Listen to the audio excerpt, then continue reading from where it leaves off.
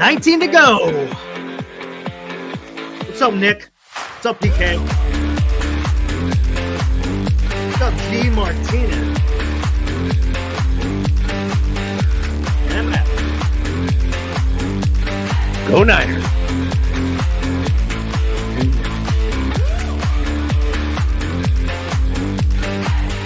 It was an ass whooping, wasn't it? Yes. Hey, everybody. Welcome to the What's up, Nick? NorCal Sports Network What's up, Sunday Aaron? evening, December 3rd. And can we just call it what it was? It was an ass whooping. It was an ass whooping. Man. Old-fashioned ass whooping. Yeah, Niners just all over Philadelphia. Didn't look so great to start. Yeah, that first quarter, man, I was like, what's going on here? First quarter, I was like, okay. But then when even though they were down 6-0, I felt like, oh man, they're in this thing. It's just one play, one touchdown drive, and then take the momentum back, and bam, the pass to Ayuk and dives for it, unbelievable catch, just to hold on to that ball, puts the Niners up, and then they score right before the half. Excellent. Just the clock management was just perfect. Took it down, made Philadelphia use all their timeouts, so they didn't have any way of, coming down and scoring once they kind of had a negative play or whatever. And the Niners then come out in the second half and put it on them, and they scored after their first two drives. They scored on the next 6 drives. Touchdowns. Next 6. Yeah, crazy. So, man. Debo had a hell of a game. My goodness. Yeah, he was my player of the game today. Debo was, Purdy was great. Debo was great. The defensive backs were great. McCaffrey was great. Kittle was great. Ayuk did a great job. They have so many weapons. And it is going to be interesting as we look ahead. Next week, Niners can clinch the NFC West. Maybe not quite, because the Rams are starting to come up now. I think the Rams are 6 losses, I believe. And Seattle. Let's take a quick peek at the NFL standings, if we shall here. NFL standings. We'll pull that up for everybody to take a quick look at it, and we'll just hammer away at these standings and take. All right, is that showing? Yep, you're good. Maybe zoom in just a little bit. That's all. All right, so let's take a look at the playoff schedule here. We want to look at. What do we got here? Playoff. There we go. All right. AFC, the Dolphins, Ravens, Jacksonville, Chiefs. All 4 of those teams are going to make it. I don't see. I heard Pittsburgh, they lost their quarterback, right? Yeah. if you want to call him a quarterback, Kenny Pickett. they got Trubisky. It's funny. I had Pickett, and then I dropped him this couple days ago, just but in fantasy. But that 5th, 6th, and 7th spot is up for grabs right now. Steelers, boy, what an up! They go down today. What's up, Los?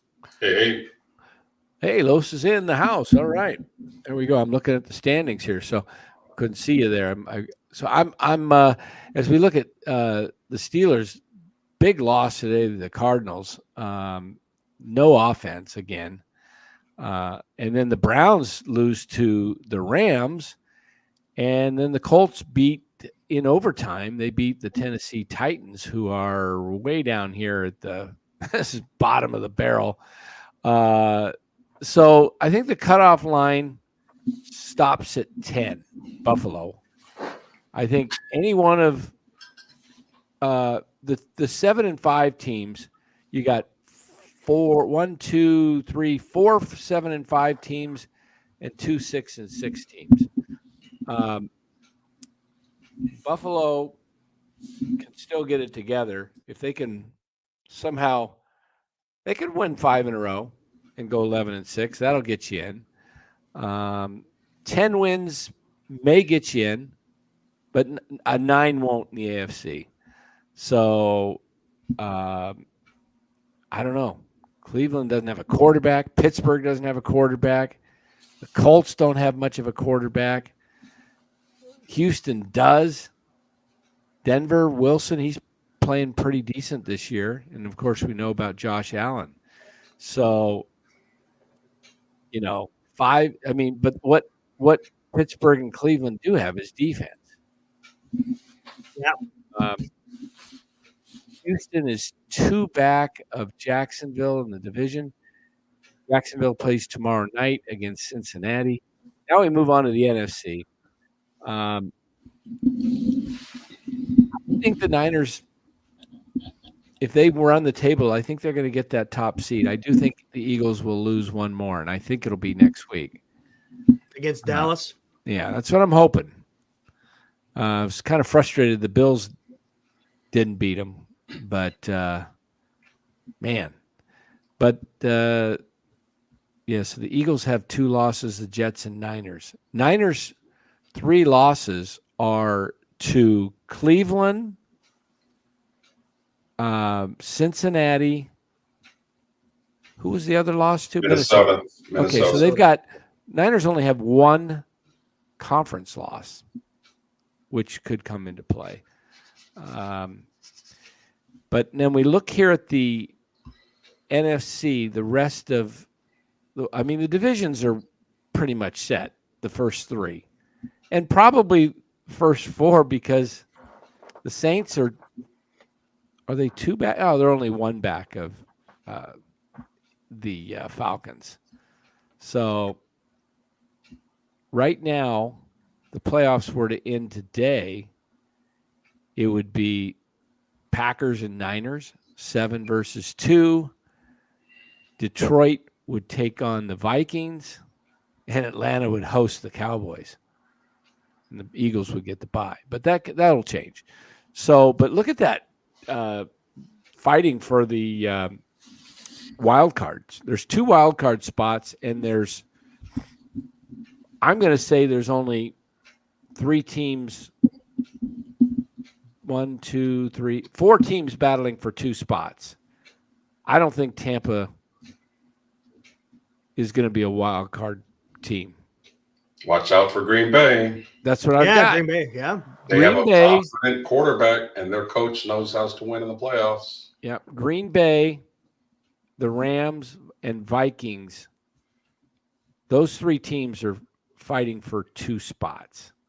I don't know who gets left out. Could be Seattle because they've got the Niners this week, and then they got the Eagles after that. I'm telling you, the Rams are a team that they're balanced. They can run the ball and they can throw the ball. It's teams that can do both. And I think Josh Dobbs may be done at Minnesota. Just like that. I know. They're all praising him for those first couple of games. That's the emotion of football. Yeah. That's one of the things I wanted to talk about tonight was how it's such a roller coaster season and how people overreact so much. Oh, yeah. Like in baseball and basketball, you lose a game, like you're playing the next day, maybe 48 hours later. Football, you got to sit on it for a whole week. Exactly. So all the talk about Steve Wilkes, he needs to be fired, blah, blah, blah, blah, blah. Just don't understand the game, quite frankly. Like they had a weakness at the slot corner position. It was very, very obvious. You could have a very good defense, but if you have 1 or 2 guys that are weak spots, good teams are going to take advantage of it. And then all of a sudden you don't look that good. Plus Debo and Trent were hurt. So that didn't help. But Steve Wilkes quietly is doing a hell of a job, a really good job in mixing and matching personnel. That young secondary is looking really good. And I'm telling you, like, quarterbacks have to hold the ball just a little bit longer. And one thing I was really impressed with listening tonight on the post-game show and the press conferences, I should say, Nick Bosa grew up today. Nick Bosa became a professional football player today. And let me explain why. sometimes when you're a rookie and you're trying so hard to prove yourself and get stats, because what happens when you get a lot of stats? Yeah, you get your big paycheck. You get a paycheck, right? So that's what pro athletes want. They want to win, but really they want to get paid. So Nick Bosa said something very interesting to me today, and that tells me that he's actually becoming mature. He's growing up. He's figuring out the whole, team kind of thing. He said the game plan bigger today picture was not to get necessarily sacks on Hurts, was to stay disciplined, stay in your lanes, and close down the pockets so he couldn't run and go crazy. And that's what he did. And he's like, it doesn't matter who gets the stats. It doesn't matter who gets the sacks, whether it's me, Mr. 34 million guy, or if it's Javon Kinlaw, it's still on a rookie contract, or my boy 93, Khalil Davis came off the bench and finally got. Yeah, how about that? Yeah. So for Nick Bosa to say, it is not about me getting stats or Hargrave because he's the big signing free agent. It's about the structure and the game plan designed for each different team every week. That is a huge, huge progression in the Niners defense and the Niners overall, because Debo's the same way. Debo got paid, so Debo doesn't have to go off every day like he did today. He can sit back and defer to Ayuk or McCaffrey. When you have a team that does not care who the star is, oh my God. They're playing as a team instead of individuals. Bingo. I think you make a good point there, Los. I was going to on Larry's show earlier today. I think the Niners defensive line was not so much in trying to spin, get around, get to the outside edges. They were protecting their lanes so that Hurts could not that they were just going straight. They weren't trying to a lot of times get around them because they didn't want to let Hurts take off and run for a 12, 15-yard gain and kill everything that they were doing. So a lot of that pass rush that was not, sacks and all that stuff was not, I think it was intentional, a lot of it, because Hurts can escape those things pretty easily. So the Niners and the DBs had great coverage downfield today. Excellent game. Real quick, can I make a quick point here? Yeah. Before you guys get into it, you guys get much deeper than I will. But real quick, Los, this was an old-fashioned ass whooping. We talked about that in the very beginning, right? Old-fashioned ass whooping. I was a little bit concerned at the beginning with the DBs because they were getting burned. Hurts kept going, but going back and forth between Brown and Smith, exactly. And it seems like the DB's going to do nothing. I kind of like that because it showed that they didn't let the moment get ahead of them. They were able to calm down and still be able to implement their game plan. It was the same. It was the same pattern that was burning them, which was a slant about 10 to 15 yards. And Brown is really hard to. He's like Terrell Owens. I mean, he's so big that you could have great defense and he'll box you out like a basketball player. So, but it didn't get in their head. They were still able to do their game, right? Exactly. They bent but didn't break. They gave up yards. That could have been a 14-0 game, and Purdy might have started panicking. Shanahan might have started throwing the ball all the time, getting away from the running game. Shanahan, by the way, this was one of the absolute best coaching jobs game day that I've seen. So, I give tough love when it's necessary, and I give flowers, and I give absolute love when it's deemed viable, and he earned it. They all did. It was a great team win. Yeah, it was a great win today. Put up 42 both on Dallas and Philly. Yeah, that's huge. I loved it that Dallas saw that. I loved it. Like, I know they wanted the Niners to win, but they saw that game and they go, "Oh my God, the beast is back!" Jesus Christ! Yeah. How are we supposed to get through those guys? Can we get can we get the NFL to remember what my complaint was the other night about pass interference? It's just the end of the Chiefs game tonight was just ridiculous. There was a PI that did not get called. It's just every stinking game that I'm trying to find this. Okay, Let me see if I can. I'll pull it up here while I'm talking here. I'll pull this this bogus miscall of PI. It's just constant every week. I don't know how the NFL. It's an embarrassment that they allow this stuff on national TV. You'd think they would be like, hey, man, we got to fix this. People all over the country are watching these games, and they see the lack of, calls on the field. So let me see if I messed it up here. I'm going to try and pull it up here. All right, this is it, I believe. All right, here we go. Let me pull this up here, and then I'll show you what I mean. This is just pretty blatant. And then, did you see the end of the Chiefs game, Los? I saw a pretty blatant PI call that was not called. There it is, right there. Yeah. You guys watching that? I've seen a lot less than that called. Look at this guy. He's all over his back. It's like, here it is. Wow. Oh, then at the end of the game, they pushed. And I'm not rooting for the Chiefs. I'm rooting for the Packers. I don't want to see the Chiefs win. But, I mean, it's like, how do you – all right. Sure looks like oops. Oh, cut that. Right there.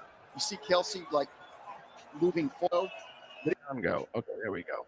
Get the sound up. What about that late hit on Mahomes? I didn't like that call at all. Yeah, that was bogus. He could have went out of bounds, but he went for an extra yard to try and get the first down. So you're free game, right? To an extent, absolutely, your free game. Totally, 100%. And that was, if that was anybody, because it's Patrick Mahomes, they called it. Guarantee if it was reversed and Jordan Love was doing that, they would have let it go. Now look at this. Watch this mugging. Look at that. Look at that. All over him. Okay, so no call. All right. I mean, this stuff is just they're out of position. They don't have enough referees, as I said. You need a couple more downfield. What is the number one missed call in the NFL that's so blatantly obvious is pass interference? Holding is another call that's missed. They should have like 2 officials dedicated to just watch for holding down there. And, one watches one side, one watches the other side of the line. It's just, and then you got to have guys in the backfield, but down deep. So, you can't miss calls like that. And these affect outcomes of games. Yeah. So anyway, you know who else, Dan, needs to get recognized on the Niners is Colt McKivitz. He was talked about all year long about being the weak link on this line. I really kind of focused in on him because he was going against. He's better than McGlinchey when it comes to pass blocking. He is better than McGlinchey for 1/8 the price. Yep. And that is the economics of professional sports that I always talk about. Like, you may have somebody on your roster or in the minor leagues that can do, like we're talking about the Giants, Matt Chapman. Why in the hell would you want to give that guy $20 to $22 million? Yep. Casey Schmidt can do just about the same thing for about $800,000. Exactly. That just makes so little sense, and that's why if the Giants do sign Chapman, then then more respect is going to be lost for them. I won't take them seriously. We already said we're going to go nuclear if they sign Matt Chapman. Yeah, but Colt McKivitz played another really good game. Blocked Reddick got in a couple times, but really did a good job. Ambry Thomas, shout out to you. You were so far down the depth chart. A lot of people wrote you off. A lot of people, including myself, like damn, what a bust, 3rd round pick. Again, Niners pick somebody in the 3rd round and he doesn't do something. He came into camp in good shape. He didn't play right away. It took him 8 to 10 weeks to figure out, like, Oliver wasn't the man. And then finally he got his chance and he stepped up. So, sometimes, again, with football, it's such an emotional sport week to week that there's so many overreactions, and you can give up on a coach, or you can give up on a player, you can give up on a team for that matter. losing 3 straight. But you just got, it's a long season. You just got to write it out. And Niners have proven they're one of the top 3 teams in the league, if not the top team. Especially when they're healthy, they're going to be difficult to beat. Here's what I want to get into. I want to get into a couple things. I want to visit the Brock Purdy MVP conversation, and then I want to talk about our boy, the security guard, Dom the pizza man or whatever. So let's get into. I think Purdy belongs in the MVP conversation, not as an afterthought, but as one of the front runners. I think, Prescott's having a pretty good year. I hate saying that, but he's been playing pretty well. Hurts, but I think Hurts, Purdy, how do you deny the fact that he's, the one statistic I think that strikes me, besides number 1 in passer rating, number 1 in touchdown rate, whatever it is, but number 1 in yards per completion. He's throwing the ball down the field. Yes, all this crap about, it's only his receivers that he's just dropping it off to, and they're doing all the work afterwards. You're not watching the game, okay? You watch one game and you see Debo do that today. But how about all the throws? I mean, I'm watching all these games, right, today, and I watched them all. I'm bouncing back. I'm looking. I got my NFL Sunday ticket on, and I'm watching 4 games at once. And then, I'll hit the other 4, and I don't see a lot of good quarterback play in the league where throws are precision. And Mahomes is number 1 quarterback, right? Okay, he's the alpha. He's where you set things at. It's what would you say? It's Mahomes and Allen and Burrow. Well, Burrow's out, so but Burrow, when he's healthy, he's right up at 1-2, I think. But it's Mahomes and Hurts and Allen. Is there anybody else I'm missing that's kind of quarterbacks? You mean? Yeah, that's known at where Tua? everybody. I think Tua is not at the top in that tier where we mention. Oh man, I'd like to see Eric maybe pull up Tua's stats versus. I could do it. Stats. Yeah, but here's where I'm going with this, and this is, some people are going to go, I'm nuts, but when you look at Purdy's throws, I'm talking about throws versus Mahomes throws. I think Purdy's puts the ball in a better position more often than not for the receivers to catch than even Mahomes. Mahomes does these amazing things that nobody else can do on the field. But Purdy's precision, man, he's just like he throws dart. I mean, I don't say darts. I mean, he throws bullseyes at the dartboard for the most part. He has 4 or 5 throws a game that are like every other quarterback. But the guy completes 70% of his passes almost with his, interesting, with a blindfold on. He's constantly at 68 to 70%. So he throws a catchable, good ball, puts receivers in. I mean, and all the outs outside the numbers, everybody says he can't do that. He's putting it to Ayuk, right, and Kittle and whoever, to Jennings. He's putting the ball right where only they can catch it. And with that, we bring in the man who's going for a 6th straight. Bora. I don't think it happened. Is the rain over?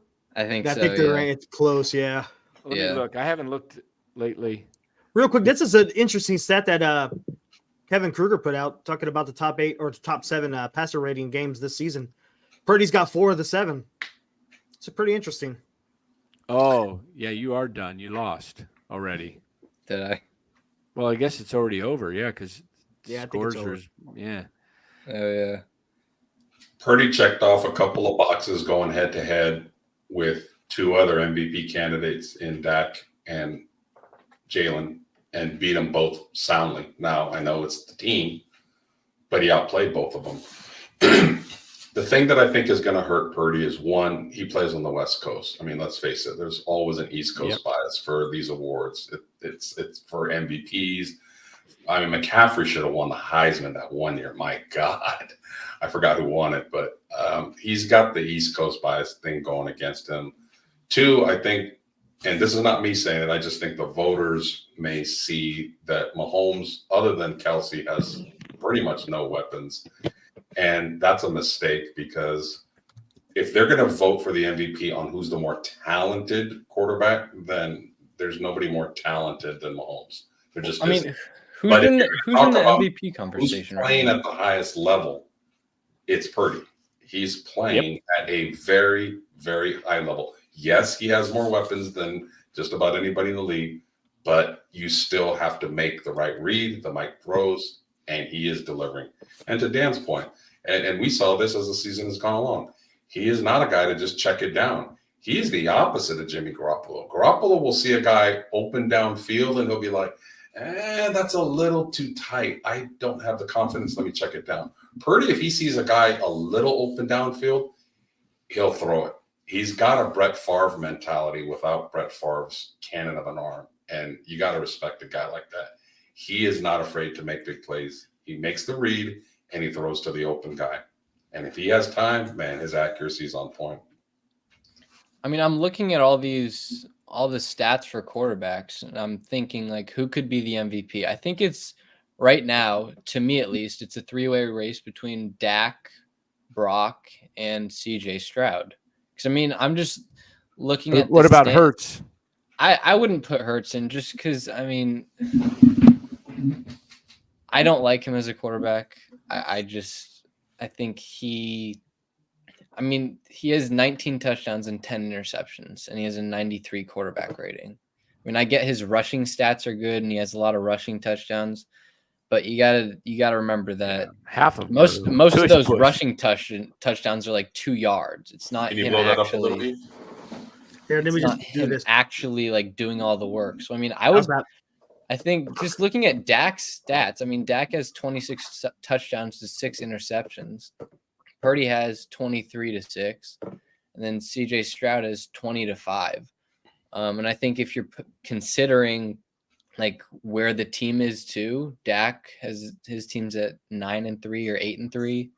Purdy's at 9-3, and CJ Stroud's at 7-5, I think, with a good chance to win that division. I just think I wouldn't be voting for Mahomes. Who would Josh you guys Allen, give it to if it came down Jalen to Brock or McCaffrey?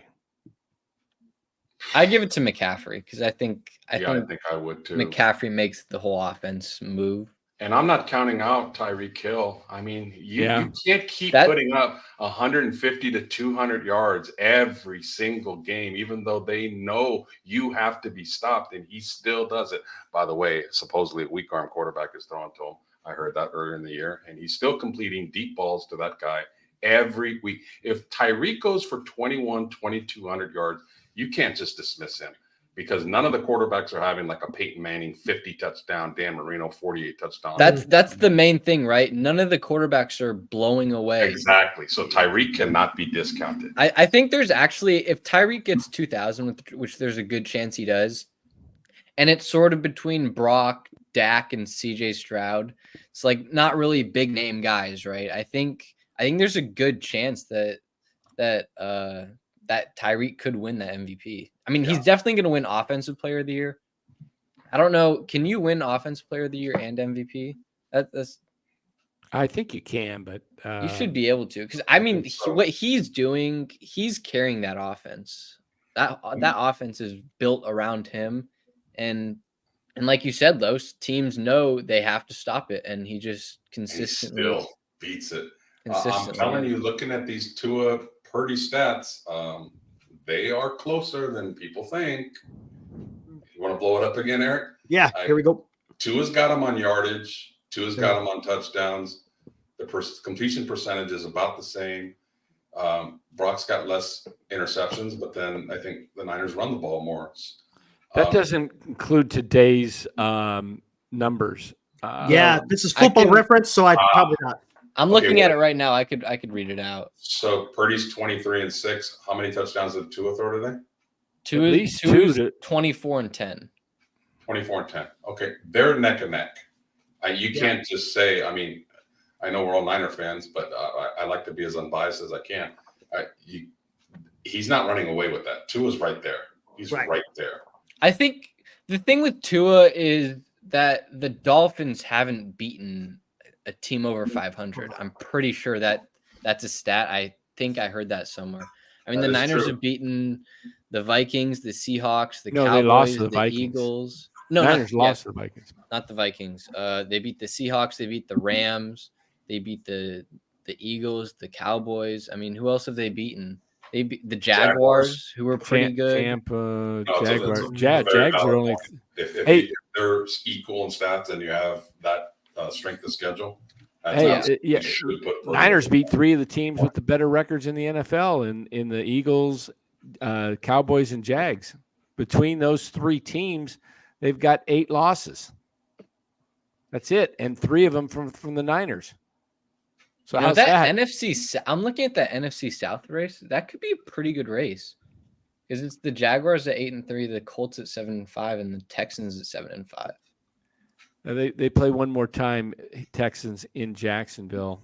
I think Jacksonville. Where's that game at tomorrow night? Cincinnati or Jacksonville? It doesn't matter where it's at. Jacksonville should win, but if it's let's see. It's at the Jaguars. Okay. In Jacksonville. Yeah. I mean, one of the main things I loved about Shanahan today is finally, I think he knows he has a top 3 offense. And he, even with a 2-score lead, typical Shanahan would just run the ball and like, oh, I got a great defense. Let me just use up clock. Yep. And he's like, F that. I'm going to put up another. I'm going up 3 scores on you. I'm going up 4 scores on you. That's when I made my comments about Shanahan, it was never anything personal. It was me observing him and doubting his killer instinct. And I want to see that Walsh killer instinct. I don't want you to be satisfied up 17. You can score too fast in this league. You know, when you're playing a Mahomes, Josh Allen, or whoever in the Super Bowl, they get the Tua possibly in the Super Bowl. You got every time you get the ball, you have to think touchdown. You have to think touchdown. Don't think clock. Don't think 10-play drive that takes off 6 minutes. Don't think field goal. Just get points. Just get points. And I think Shanahan is finally starting to understand that. You got to remember, his dad is, Hall of Fame legendary coach, coaching Mike Shanahan. And, Mike had John Elway. John Elway could not win a Super Bowl until he had a little balance of a running game. And now Shanahan's got his Terrell Davis with, CMC. So sky's the limit, man. Just keep the foot on the gas and keep doing what you're doing the last few weeks, Kyle, because that's what we all like to see. There's Dak and Stroud. I mean, Dak's having a really good year stats-wise. He's having a really good year. Look at CJ for being a rookie. CJ is doing really well. I think the only thing that could get CJ is if the Texans somehow don't make the playoffs or don't win the division, because I don't know if CJ Stroud can win the MVP with him being like a 7 seed. I think he would almost have to win the division.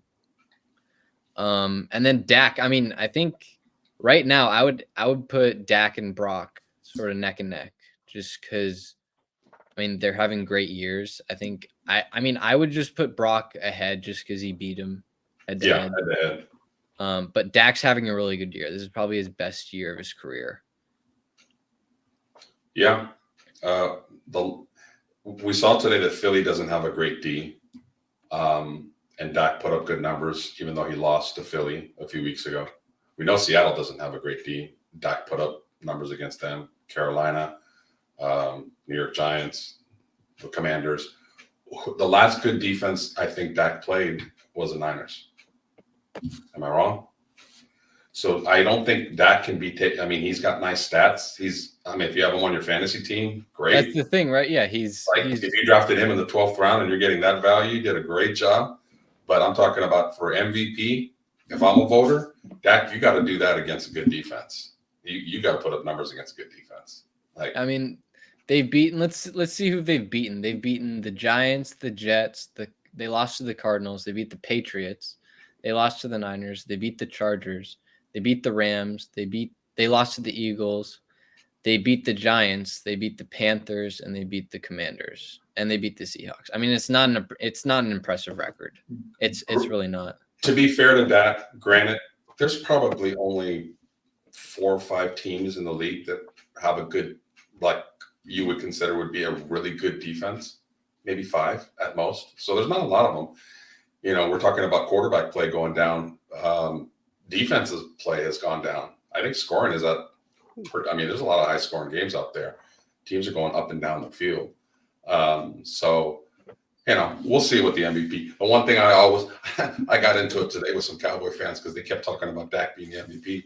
I'm like, you can take that MVP. I don't give a shit about the MVP if Purdy gets or not. I want that ring, man. You can keep that MVP. Yeah. Niner fans want 6 bad, real bad. So if Purdy wins it, then icing on the cake or McCaffrey. But I want that ring, man. It's long. Yeah, you always take. Not too many people have magical years like Steph Curry did in 2022, where he was the MVP of the All-Star game, broke the all-time three-point record, got the MVP in the finals, and won the finals. The only thing he didn't do that year was win the league MVP. But what a year that was. Usually a lot of times guy that wins the MVP or the Heisman, they face each other and the runner-up wins the title. It's happened so many times. Hey, we ought to get into that real quick. Dan, real quick. One more thing on the Niners. I don't know if you guys noticed this, but earlier in the game, the Niners ran play action, and it was the same type of play action where Brock got hurt in the NFC Championship game. And Hassan Reddick didn't bite at all. He was playing the pass. I don't know if he got a sack or whatever happened, but it wasn't a successful play. Kyle Shanahan didn't run I don't think he ran a single other play action.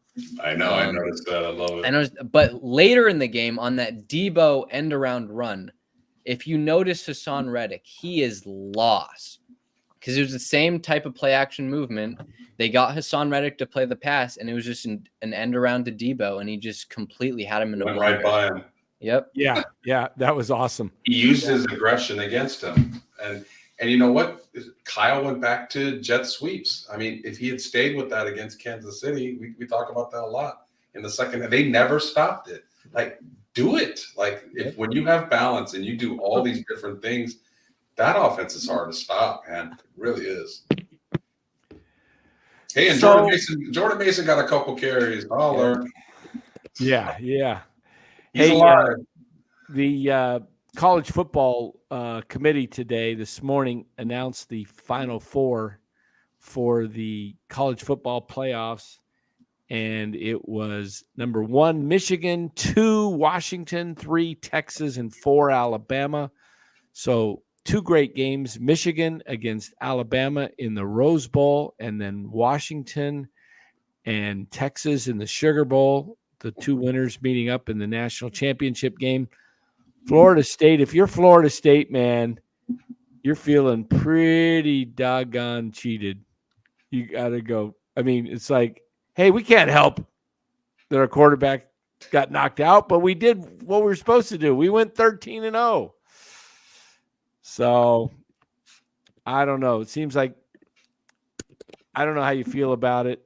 I kind of think Florida Alabama getting in. I'm so I know sick of them. I don't think Florida State watching the game last night against Louisville, they're pretty tough to watch offensively because they can't move the ball with a lot. They're like that's really the only reason why they didn't make it, right? It's like projections. It's not that you went 13-0, but it's like how well are you going to do against these other teams? So my question is this: what do you do if Alabama's quarterback, what's his name?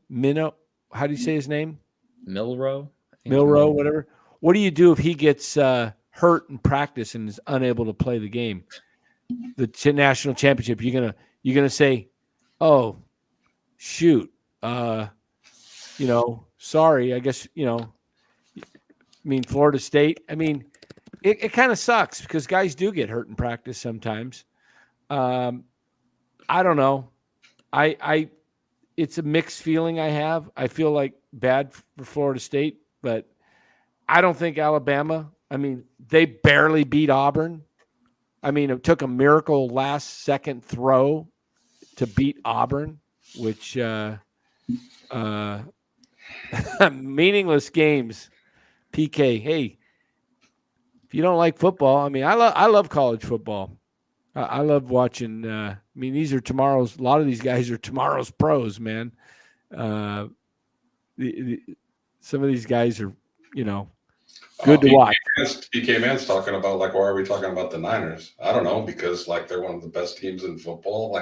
And they just destroyed the Eagles today. You want us to go on to the Giants? No comment, man. Who's saying that? Who's saying what? PK, you made some comments earlier. Can we talk about the Giants? We're going to get to the Giants here. He wants winners, but he wants to talk about the Giants. Yeah. I think the good thing about the college football playoffs is this is the last year there's 14. Yeah, finally. Next year it's 12. That makes it so much more interesting and much more better. Yeah, exactly. Just 12 teams, and who's ever 13th, 14th, sorry. You know what? We're not going to argue over 13, 14 teams. Exactly. If you're 13, 14, you've already got a minimum of 2 losses, probably maybe even 3. So at least they'll get rid of the issue of teams with no losses or 1 loss not making it. Exactly. Yeah. So yeah. So let's continue on with what do we got up here? That's something else. It's popping up there. Okay. I wanted to. Let's play this. Let's get. We mentioned Dom. You guys haven't talked about that yet, have you? Yeah, we're getting to Dom here now. Here we go. Let's listen to Kyle Shanahan here. Total class and. Where is? Oh, come on! What happened? What the heck? What? Oh, there we go. All right. It on their side and let the trade the fact that it was a non-coach involved in there. Oh yeah, that's why I tried my hardest not to lose my mind. Hopefully, I didn't embarrass myself too bad. But yeah, once I didn't get to see it all from where I'm at, but when I start hearing people explain it to me and stuff, and I just can't believe someone not involved in a football game can taunt our players like that and put their hands in their guy's face. And from what I was told, Dre did it back to him, and I was told that he kind of mashed him in the face a little bit, so he got ejected. But it was a very frustrating play. I got to watch it to have a true opinion on it, but I loved how we rallied after it. Yeah, he was awesome. He wasn't a fan of what happened on the play either, and he handled it with total class, and it was real cool. So the play that we're talking about is where Dre Greenlaw, Devontae Smith had the ball, and I don't have an objection with the way he tackled Smith personally. Sometimes they tried to get Devontae Smith down earlier on a 3rd and 17 or 3rd and 19, and Devontae Smith, they didn't wrap him up. Okay, so this time they finally got him wrapped up, but Smith's still fighting. They can't get him down. The little scat guy, sometimes those skinny guys are slippery, and there's not a whole lot to grab onto. So Dre just like, all right, I'm getting you down. He picks him up and tosses him down. You could say 50-50. Some people say, hey, that's a football play. Some people say it's unnecessary roughness. But he couldn't get him out of bounds. He wasn't going out. So he picked him up and threw him down. And then Dom, the pizza man or whatever he's called, in the Philly guy, he puts his hand on Greenlaw's chest and starts yelling at him, "You cannot touch a football player, or you're going to get it back." I mean, hey Dan, real quick before you get into that, we missed this totally. There you go. Oh, hey Zach, Appreciate that, Zach. Purdy is doing this with a below average the offensive line is not one of the top 10 offensive lines. Probably not top 20 either. Probably not even top 20, right? So, he's doing it exactly. You call that a 50-50. You call that a 50-50 play, Dan? I mean, that's on point because Dre Greenlaw did the exact same thing to Tony Pollard against the Cowboys.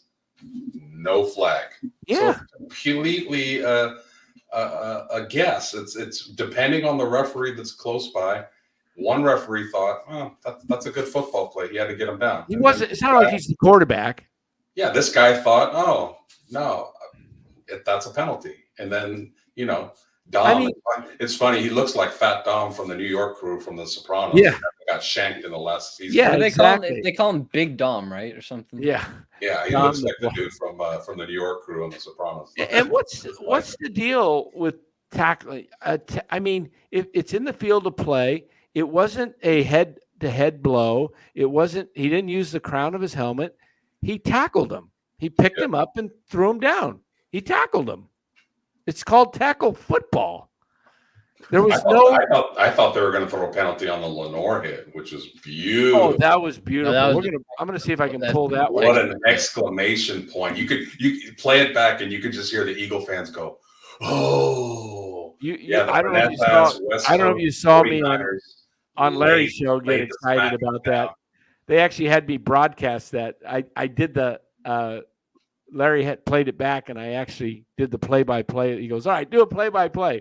So, all right, Hurts gets it out to Swift on the flat. Oh, monster hit by Lenore. Down goes Swift. Down goes Swift. Like Frazier. Remember? Down goes Frazier. Down. Bill King would have said. He would have been like, "Oh, holy Toledo. I don't think he's getting up from that." Oh, that was awesome. He got lit up. That was beautiful. That got me fired up. I was actually, and I don't like to see players get hurt. No. But I was liking the fact that he wasn't getting up. I mean, because I knew he wasn't hurt, but I knew he was down because he was feeling it. Look at that play again. Lenore made his hit, and then he turned around and he looked at him to make sure he wasn't laid out hurt. And when he kind of got up to one knee, then he started doing his little dance. Like, "Are you all right? Oh, cool. All right." I loved it. And most of the Eagle fans were still there. So, they got to that was like an exclamation point to that ass whooping. Take this one last shot. Oh, they're talking about that on the plane ride home if they're watching film. Because Lenore's not a big dude. He goes about 195, 190. He laid him out. Loved it. Did you see Jerry Rice before the game?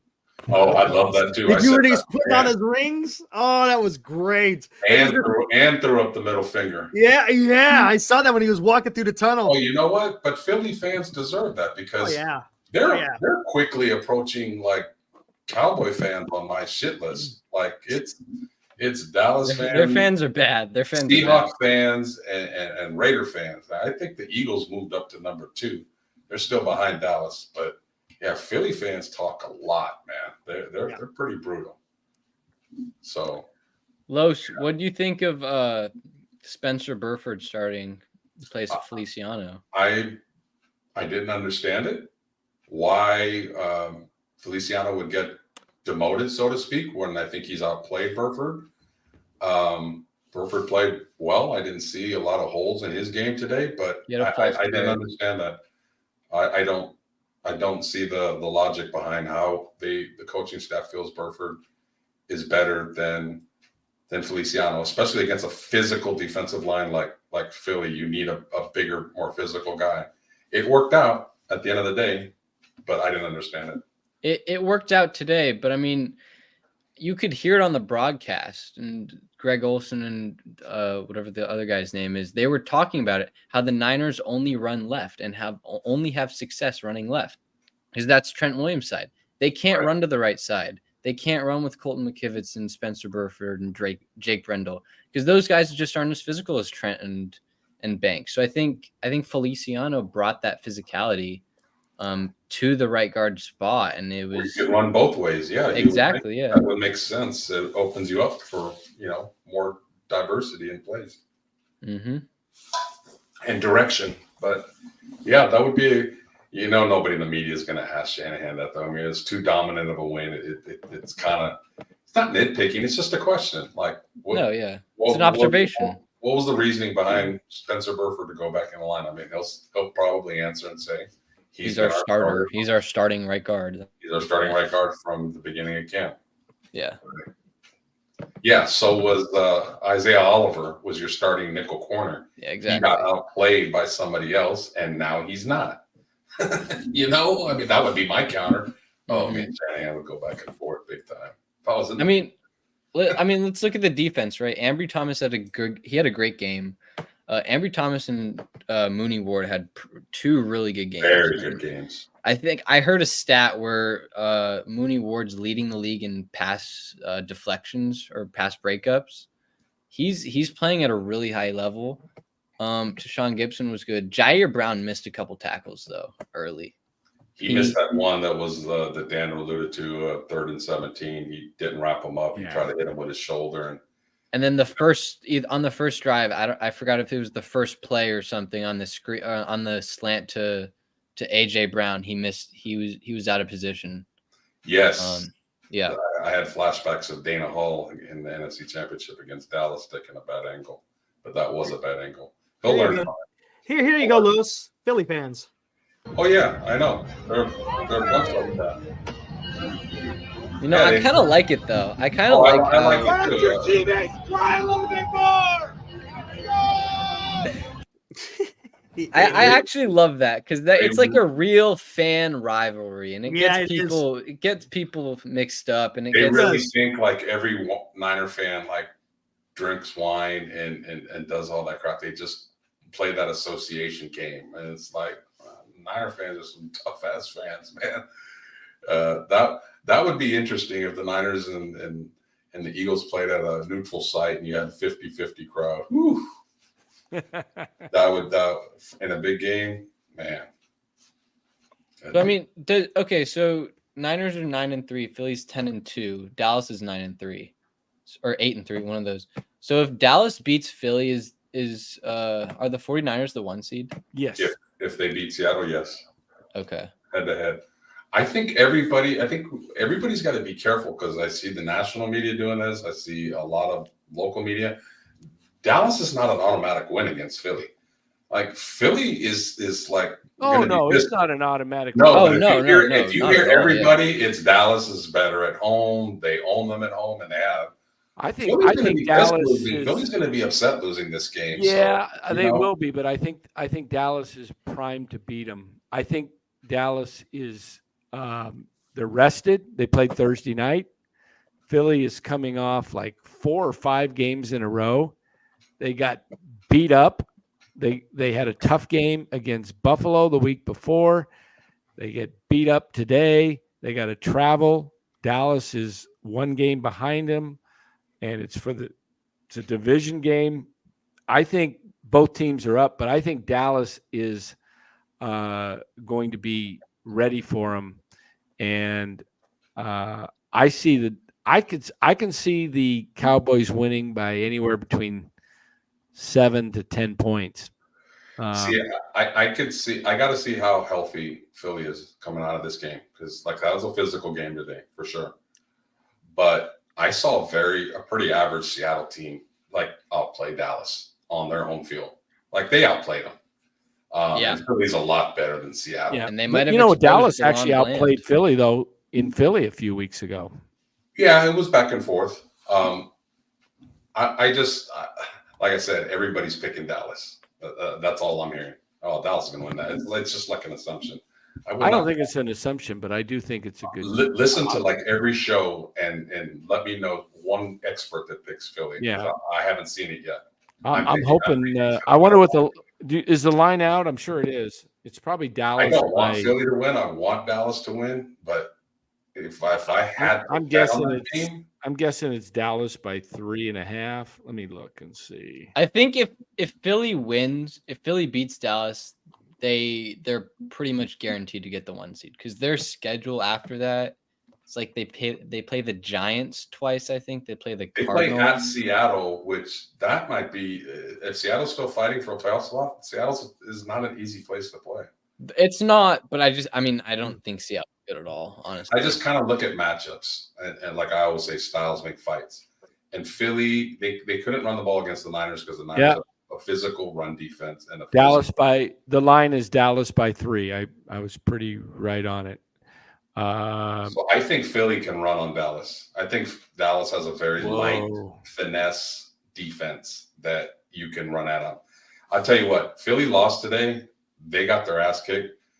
I have never seen a guy put Bosa on his ass multiple times like Lane Johnson. Yeah. That dude is a freaking stud, man. I'm surprised Bosa didn't go to the other side. Like, you know what? I've had enough of you. Boy, did you see that? I saw him. Oh, I saw it a handful of times into the ground. And Tim Ryan was talking about it on KMBR saying he was owning Bosa. Bosa had the 1 rep with the spin move and everything, but besides that, Bosa got owned. And that's what I mean. I think Philly, I know they got really beat down today, but the Niners are a physical team. Dallas is not a physical team, and that's why I think Philly is being overlooked. I know it's only a 3-point, and they're 10-1, and Dallas is, 9-3. But yeah, I think I kind of leaning. If Philly's healthy, I think Philly's going to surprise people and win that game. The thing with the Niners, right, is they're so physical. And I think some of these other teams want to match that physicality, whether it be, emotional, right? It could be emotional. You want to be macho and match them. It's a good point. Exactly. But you just can't. You got to play your own style. And Philly and Dallas, they try to play to the Niners style. And you just can't beat the Niners playing the Niners style. The Niners style is to run right at you and wear you down. The Phillies and Dallas' style is a little more it's just not as physical. So the Niners, with all of Nick Sirianni's antics and all those things going on the sideline, the Niners don't care about that. All they want to do is run it down your throat. Right. And if they're able to do that, and if they're healthy, I think they should be able to go to the Super Bowl pretty easily. Because when the Niners are healthy, I don't think any team in the league can beat them. I think health is the only question. Because when they need, this is a veteran team. You got Kittle, you got Trent Williams, you got Juszczyk, you got a handful of players who are over 30, and this might be their last chance to get that Super Bowl ring. So I think they know when they need to step it up, and they know when they need to turn it up. And for these important games against Dallas and Philadelphia, that's why the score is 42-10 and 42-19, because this team knows when to step it up and when to put the gear in gas. And I think if they just continue with their philosophy of being a physical team and they're able to stay healthy, I don't see how they're not going to be at least in the NFC Championship game or Super Bowl. Maybe even holding that trophy, because I think they're really physical and they're really good. And their secondary today played out of its mind, because I don't know if you guys noticed earlier in the game, Jalen Hurts had about 5 seconds per drop back. There was no pressure. And you know what? He couldn't go anywhere because Diamador Lenore, Ambry Thomas, Mooney Ward, they were clamping down on A.J. Brown and Devontae Smith. And that's a really good wide receiver duo. That might be a top 3 duo in the league. A.J. Brown is a borderline top 5 receiver. Devontae Smith is, I don't know, maybe top 15, top 10. Those 2 guys are really good. And For Ambry Thomas to be coming on this strong, this late into the season is really impressive, and it's something good to see because Steve Wilks is that guy. He's that secondary guy, right? D'Amico Ryans, Robert Saleh, those are linebacker guys. Those guys were linebacker coaches. Then they got the defensive coordinator role. Steve Wilks is a secondary guy. He's worked with the DBs throughout his whole career. He was originally a DBs coach, and you can see the work that he's doing. I mean, Ambry Thomas is playing really good. Mooney Ward is playing really good after his rough stretch earlier in the season. And even with Hufanga going down, Jair Brown, if he can just tighten up those missed tackles, I think this is a really good secondary. I think because I mean, earlier in the season, the secondary was the weak spot. Yeah. And the defense, I mean, it might have been the weak spot of the whole team. And it's now a strength, I think. Yeah, I gave Wilkes love at the beginning of the show. Thought he's done a really good job overall with the defense, despite a lot of people wanting his head during that 3-game losing streak. But yeah, Mooney Ward was a little banged up at the start of the season. I think he had a little bit of a knee issue. You know, we never know how bad or how serious that was. That might have played into it. But man, Mooney Ward seems to, like, when it's a really good top-notch receiver, like, he steps his game up. When he's kind of playing like the Cardinals or something, like, I think mentally, like, checks out and takes a few plays off, it's like, oh shit, I'm behind him, 15 yards touchdown. But when it's a primetime game or it's a big name receiver, man, that dude steps up, and that's what we got him for, to be a number one cornerback. So you know what? Hey, I knocked the Niners for not getting a corner at the trade deadline. I thought they needed secondary help more than defensive line. You know what? I know everybody in the chat likes to hear this, so get your recorders out. Yeah, I was wrong. There we go. And with that, it's time to move to Giants and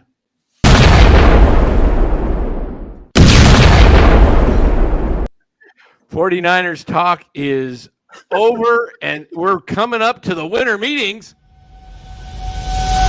Oh, here we go. Will. Get off. Do something. Come on. Come on, Farhan. Come on. Farhan, is he going to do anything? Is he going to do anything?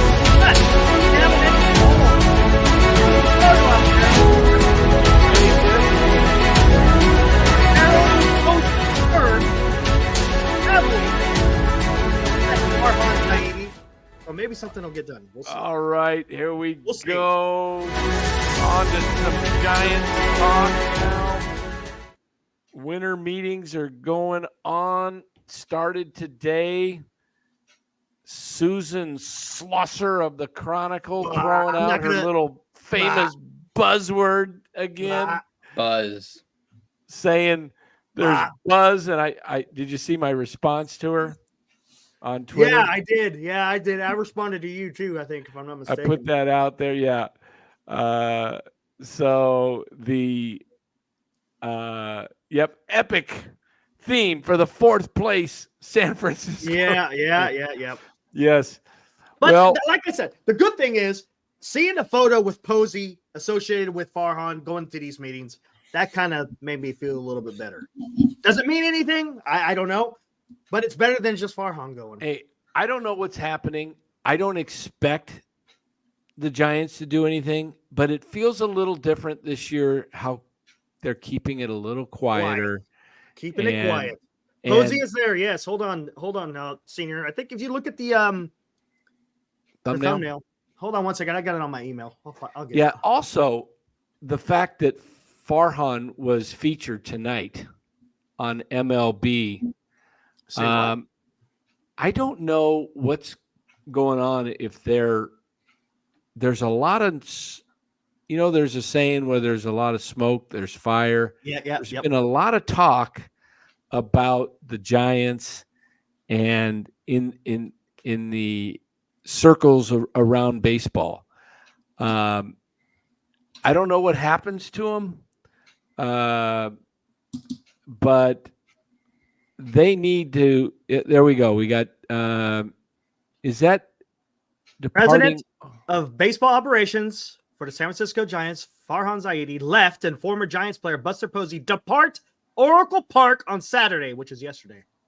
Now, MF sent me something, and I don't know if there's any truth to it, or was it in our fantasy chat? I read it somewhere that Ohtani, I don't believe it, but there was talk that Ohtani was seen at Oracle Park yesterday. You know who I saw? I saw that on Barry or Ghost of Barry about. I saw that on Twitter. Or maybe that was I don't listen to anything Barry Ghost says. I mean, I don't know who he is. I don't know what kind of information he gets, but he wasn't accurate last year. No. And when you there's a little thing in the when you prophesy and when you're you say you have news and you don't, you lose a lot of credibility. Exactly. Back in the Old Testament, if somebody said they were a prophet and they were wrong, they got stoned to death. Okay. Do you guys know who this Joseph Kim dude is? Joseph Kim, no. What is that? Wait, you talking about on Twitter? Yeah. But he just goes by Joseph? Yeah, I do. I don't know who that guy is, but his profile's like, I deal with the news about all the Korean major leaguers, occasionally Ohtani and the other Asian MLB players. No, that's something different. That was something different. No, he has like 5,000 followers, and he's been constantly tweeting about the Giants and Ohtani. I mean, I don't know if he has any sources or I think they're keeping that pretty damn tight, so I don't know. Because I'll read a couple of his tweets. It's like, one thing, real quick before you get to that, one thing I noticed, they said this is all the beat writers are coming out saying that Ohtani's going to make a decision within the week.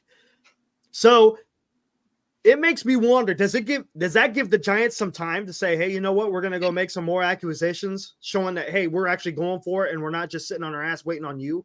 You know what I'm saying? They're just not focused specifically on Ohtani. Ohtani, maybe it gives time for Ohtani to see, okay, yeah, the Giants are doing something and he can make his decision. Okay, maybe I want to go with the Giants. You can't put all your eggs in one basket. Exactly. You can't do that. But that's what the Giants do. That's going to be a problem. And I hope that's the way.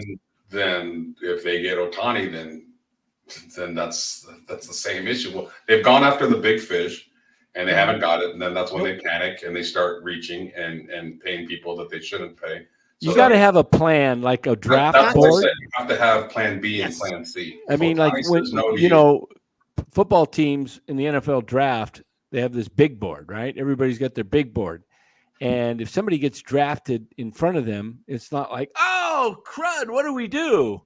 They've got a list of, 3, 4, 5 deep, they can go. They could say, okay, well, shoot, we could take the next available guy at that position, or we could go, if it was a defensive player, we could go offense or vice versa. We could go here. They've got a plan going in. And Giants, I don't know what they did last year, but it was a horrible plan because they focused and focused and focused, it seemed like, on Judge.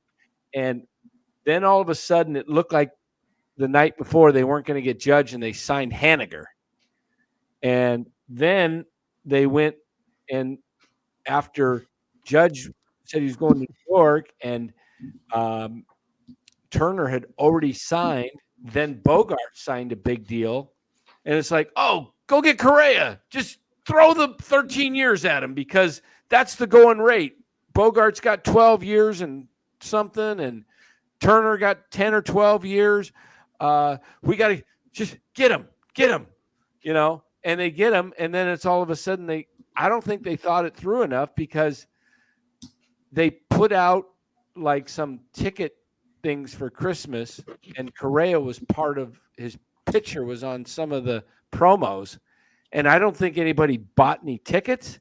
And I think they just said, you know what, this is a mistake. We got to get out of this deal. Farhan or the doctor or whatever, find something, and they did, and they failed him. It's physical. Do you put any stock with Posey being involved in this now? Obviously, he is. No, because I think we already knew he was going to be involved, right? I don't think. I mean, What do you think? So he's just a non-factor then in all this?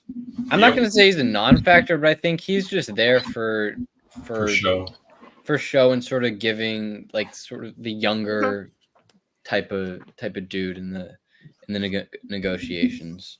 Do you think he's the one that deals with the negotiation and Farhan's just sitting there nodding?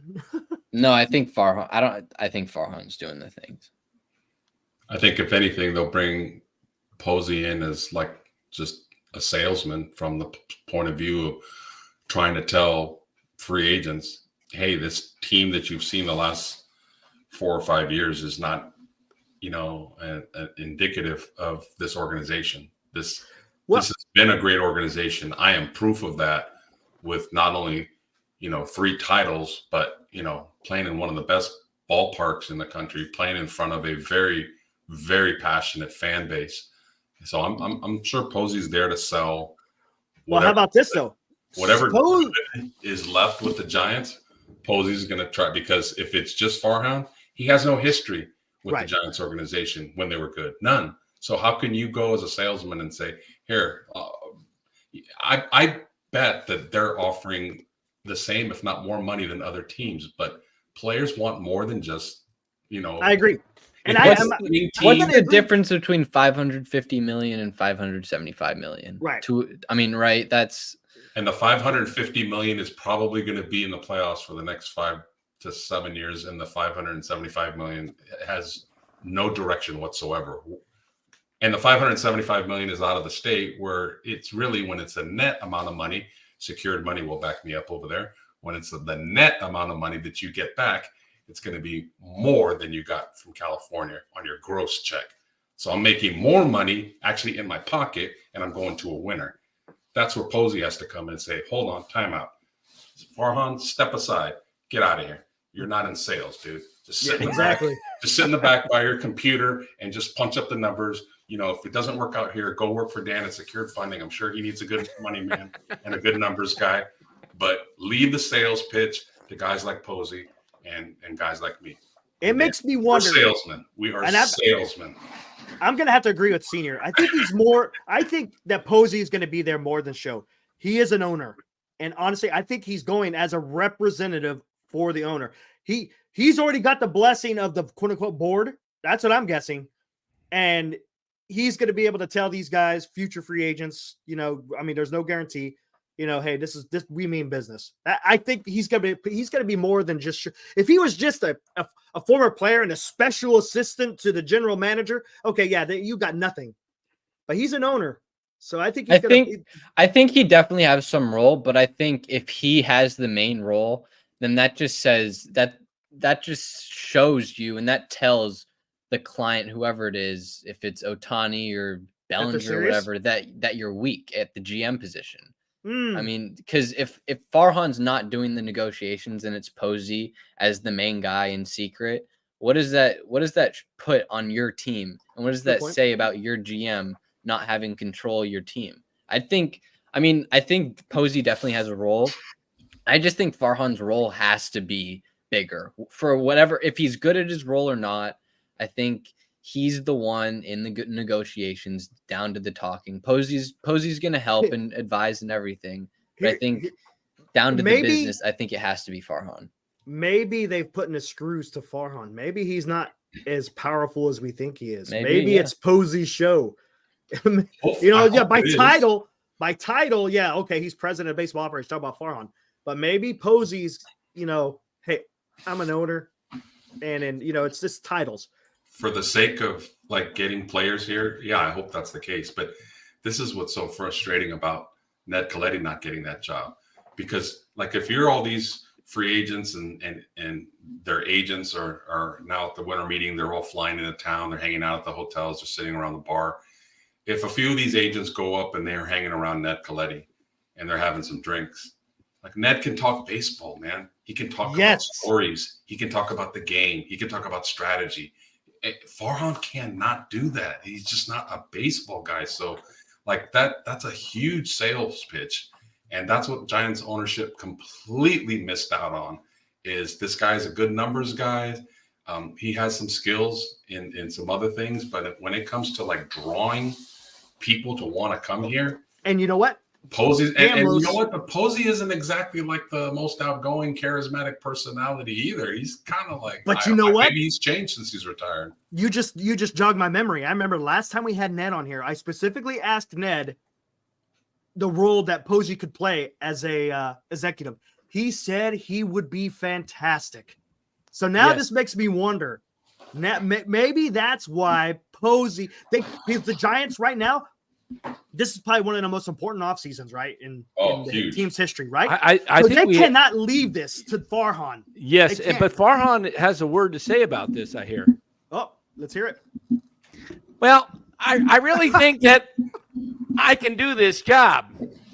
And don't put it past me. I can come up with the big guys. Just give me a shot.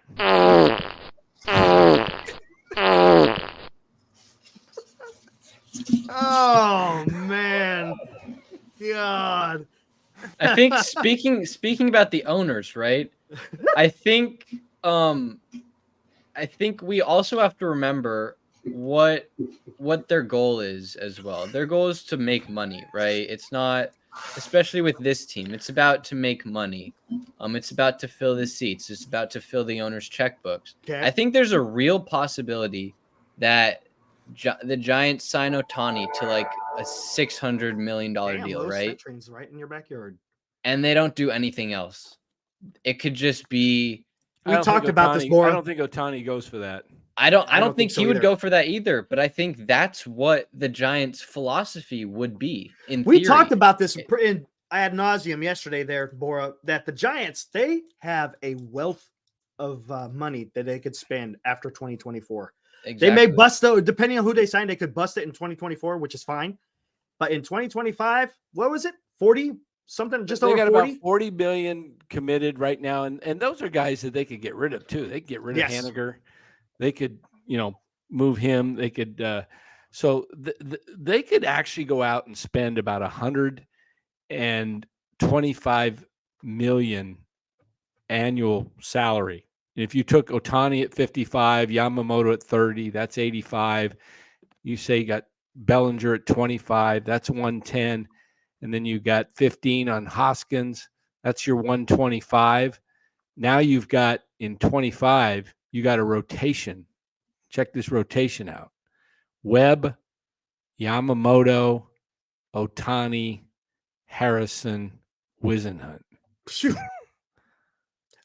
Don't get me. I get it that, these contracts are going to age. 100% get it. But man, for about 4 or 5 years, you just got to go for it for the next 4 or 5 years. You really do, because forget what you do with a 10-year contract is you say, okay, the first half we're going to get the benefits of an all-time great, and the second half we're probably going to have to eat a lot of it. A 10-year contract in the MLB isn't a 10-year contract. It's a 5-year contract, and then you work around that. But I think, like, going back to that, you can't just sell Ohtani, Ohtani. Correct. You can't sign Ohtani for $60 million a year and just be like, that's it, we're done. We can market Ohtani, we can fill the checkbooks, we can fill the seats, we're done. I would much rather have Yamamoto, Bellinger, and another guy on good contracts rather than overpaying like 60 to 70 million a year on Ohtani just to have that name. You can't just do more. Move. You have to do more. Yeah, but here's the danger with that, guys. What did we talk about the last 6 weeks of the season? Almost every day we talked about ownership is only interested in ticket sales. Yes. Didn't we say that over and over and over? Yes. Has anything changed? Do we have a new owner in there? Nope. It's the same ownership. Nope. Who sells tickets? If that's what we have talked about, I don't think anything has changed. And that's highly possible. All the plans that we talk about improving the wishful team, thinking. the plan that I came up with, that others have come up with to make the team better, I don't have any confidence in this ownership to do that. I think they are going to go all in on Ohtani. They may get him or they may not. And to Bora's point, if that's all they get and a couple of other scraps, then congratulations. You're not going to be in last place with the Rockies. I can totally see that happening place, but you're going to have more ticket sales and your pockets are going to. I don't think Ohtani's coming. I don't think Ohtani's coming. If that's the case, I think this is what I believe, that Ohtani's representatives are saying this to the Giants. If you want us to come, then you better have some other guys in place before, within the next whenever Ohtani, let's say Ohtani's making his decision by Wednesday. Okay. Maybe it's tomorrow he's making his, I don't know. But I think Ohtani is saying, show me, go get the guys you're after. Who are you after? Who are you after? The agents are talking. Farhan's going to come back. We're in on Yamamoto. We're in on Bellinger, and we're in on Rhys Hoskins. Okay, go get those guys first, and then we'll. I don't see Ohtani going, I choose the Giants. I would be shocked. I could be wrong. A lot of times money talks, right? As Neil Diamond says in one of his songs, money talks. I think that's the opening line in Forever in Blue Jeans. Money talks. Hey, sometimes the guy says, I want to win, and that's what, no athlete's going to go, I'm going where the money's at. I'm all about money. Some of them do, but most of them will say today, if they got a head on their shoulders, I want to win. But when you get into the negotiations, if there's $100 million more sitting on the table, that's pretty hard to just let it go. Guys, I'm hearing a lot of noise about Juan Soto and the Giants connection.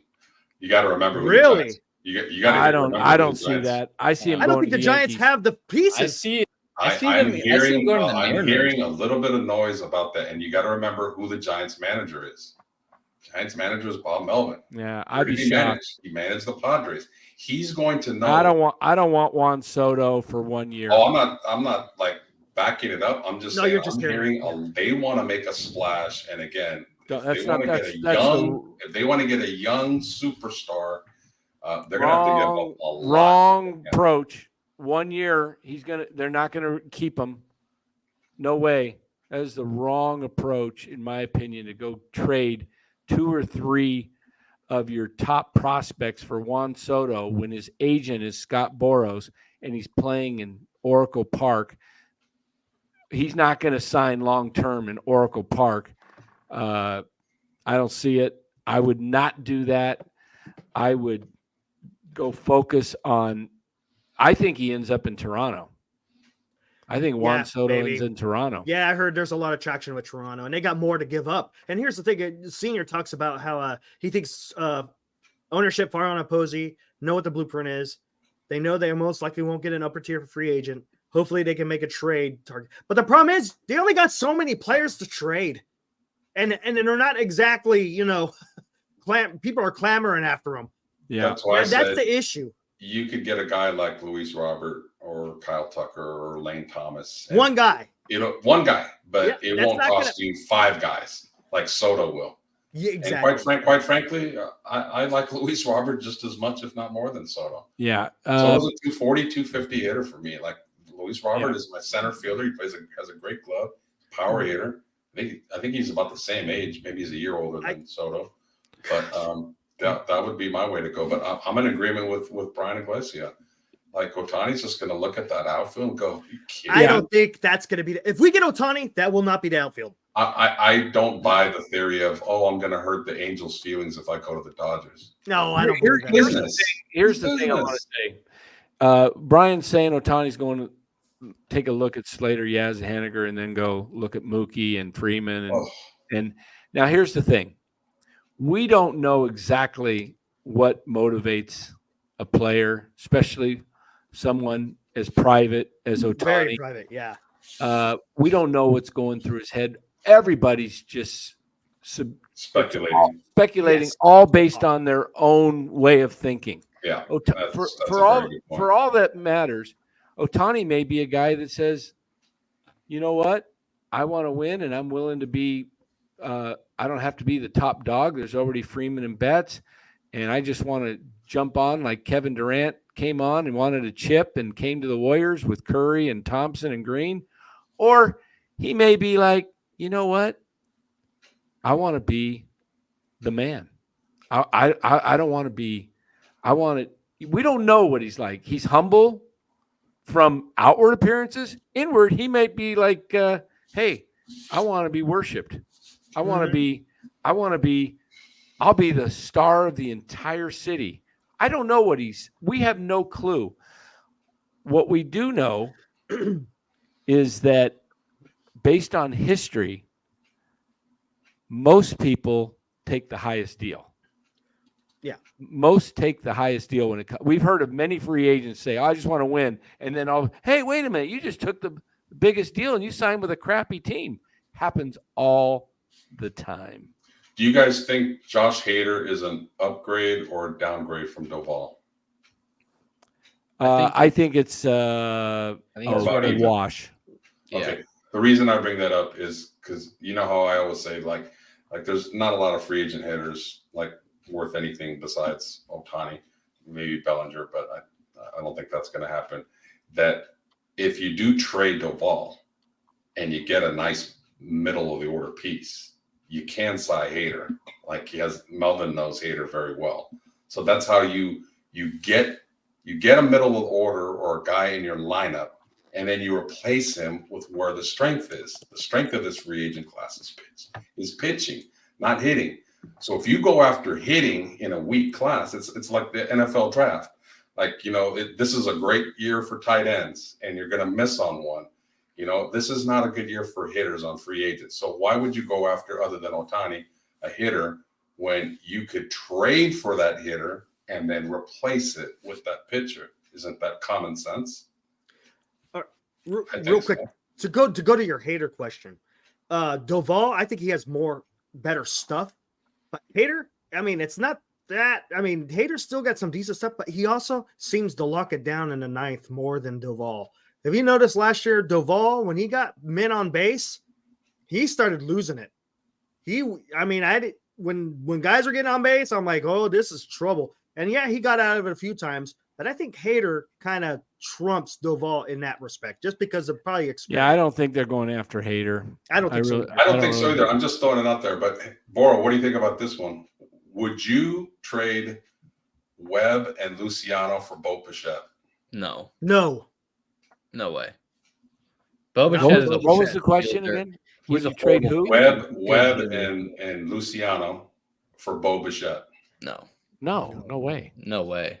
No way. You don't like Bichette, or you just like Webb a lot? I don't like Bichette. Bichette in the field is a liability. His hitting is pretty good. He doesn't have much power, but he's a contact hitter, or he's a gap to gap hitter. Webb and Luciano. I like Luciano's projection. Toronto would ask for Luciano back. It wouldn't just be good. I mean, I just think I wouldn't trade Webb for Bichette. Would you do that for Guerrero? Would No. you do that for Vladimir? No. I think a little bit more on it. Okay. I wouldn't trade Webb at all. Okay. Now, if it was Luciano and Harrison. Now, I don't want to trade Webb personally, because I like Logan Webb a lot. To me, he's the leader of the team. I hope you can build around him. But if you cannot, now hear me out, guys, before you send me packing here. I'm saying you don't trade Webb. But if you land nothing in free agency, nothing, you strike out, you don't get anybody of significance that moves the needle. And you went after Bellinger and you offered him the most and he chose somewhere else. And you offered Ohtani and he chose somewhere else. And you don't even get Rhys Hoskins because he wants to be on a winner. And you're like, you're getting guys like, these 210 hitters that can play defense to come sign with you. Forget it. Then, and only then, and I'm like stuck with this roster and I can't trade anybody. I can't get any value from my young guys, then if I would only consider trading Webb if I got me somebody like Evan Carter and Wyatt Langford of Texas, 2 hitters. Now, I might have to give up a position player in doing something like that. I might have to give up a Luciano or a Matos. Or in order to get Evan Carter and Wyatt Langford, you'd have to give up your whole farm. Not your whole farm. No. I mean, I think it would take Harrison, Wisenhunt, Luciano, Matos, and Webb, maybe. No. I think so, because I think those guys. I think Evan Carter is an MVP candidate next year, or a Rookie of the Year candidate. I don't think Texas is going to get rid of either of those guys because they're studs and they're only 21, and they've already got everything built in for their future. Texas is going to be at or near the top for the next 4 to 5 years because all they've got to do is reload with the pitching. And they can do that in free agency because they've got Seager and Simeon, and now they got Carter, and they're going to have Langford. They got Garcia. He may end up leaving at some point, but they've got replacements. When you got Carter and Langford, you've already got.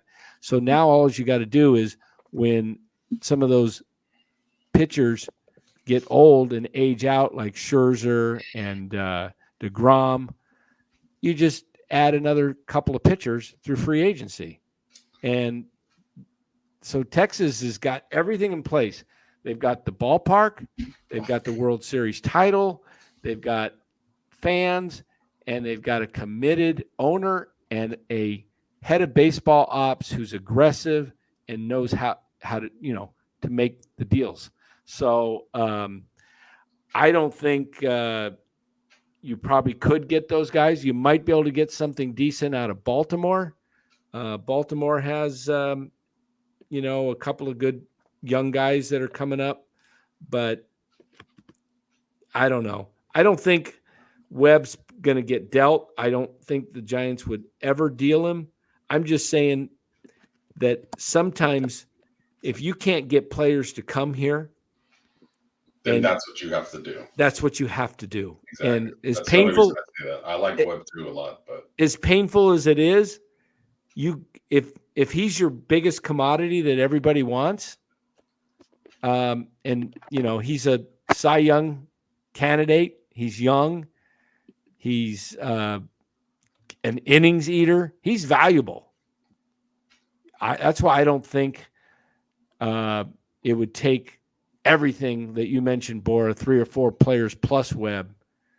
I think it's Webb and maybe one other player to get Logan Webb is no more of a fan favorite than Matt Williams was. And Matt Williams was traded for Jeff Kent and I believe Vizcaino and I think somewhere else. And it was a risky, bold move. And those are the type of moves that have made the Giants good over the years. They traded for Kevin Mitchell. My God, just look at their history. Their history is not to get a free agent hitter in there. It is to trade for a hitter. And that means giving up a favorite. I'm sorry, but that's what it takes. And that's the only reason I bring up the possibility of trading Webb. I don't want to. I like Webb a lot. God, I thought Evan Carter was a first-round pick. I just looked him up. 50th pick of the second round. I don't even want to know who the Giants picked in 2020. Here's my thing with Logan Webb. It's like I would be open to trading Webb if the Giants had another starter who was reliable and proven. I just don't think. I mean, if they get Yamamoto, then maybe, yeah.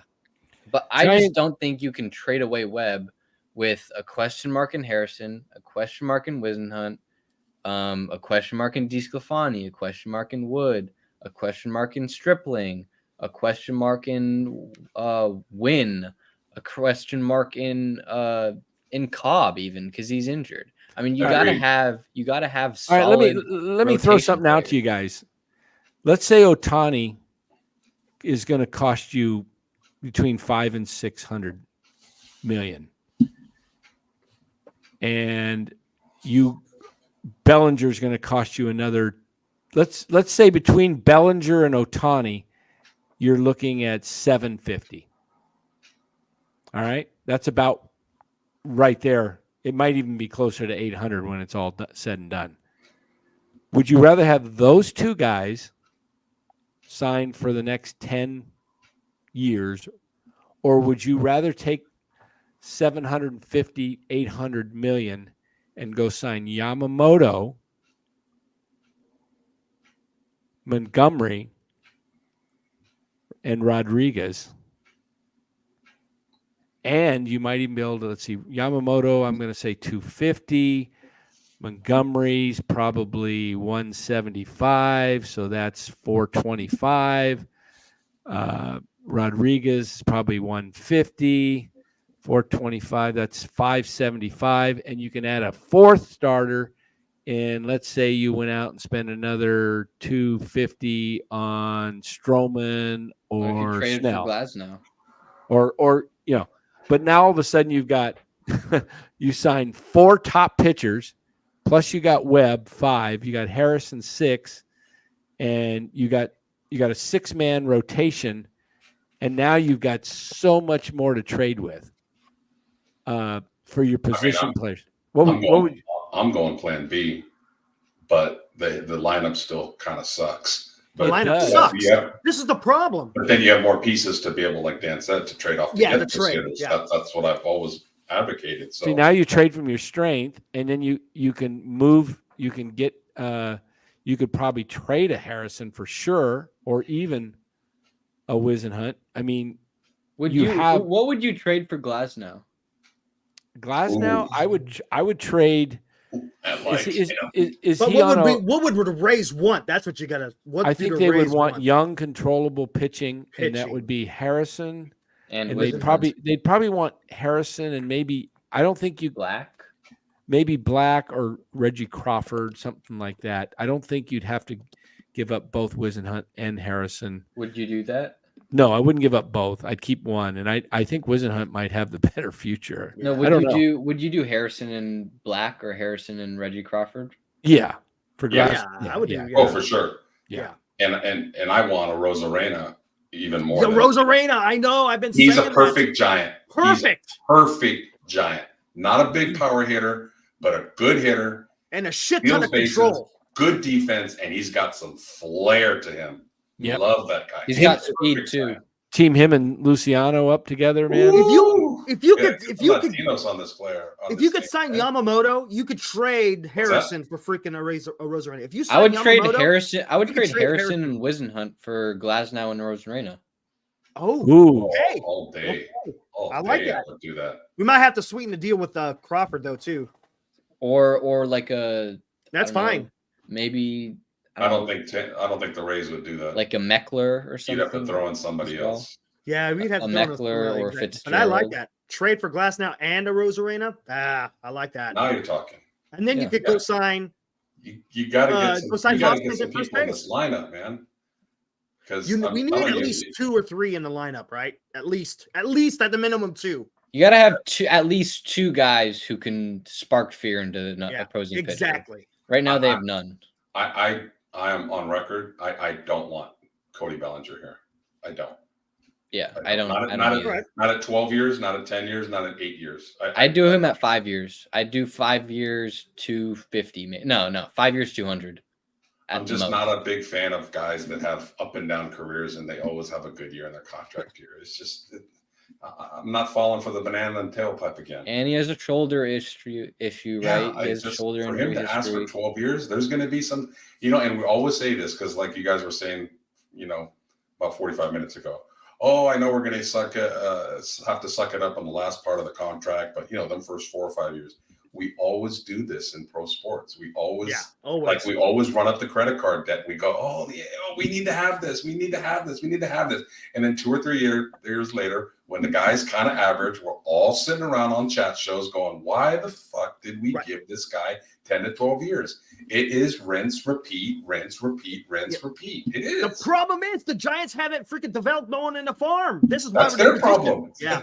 That's what's something they need to do. Like I just said, Evan Carter was the 50th player taken in the second round. I'm not even going to look up to see who they picked in the first and second round before him because I'm going to get pissed. Oh, in 2020, What 2020 they picked up Bailey in round 1 and Schmidt Harrison? in round 2.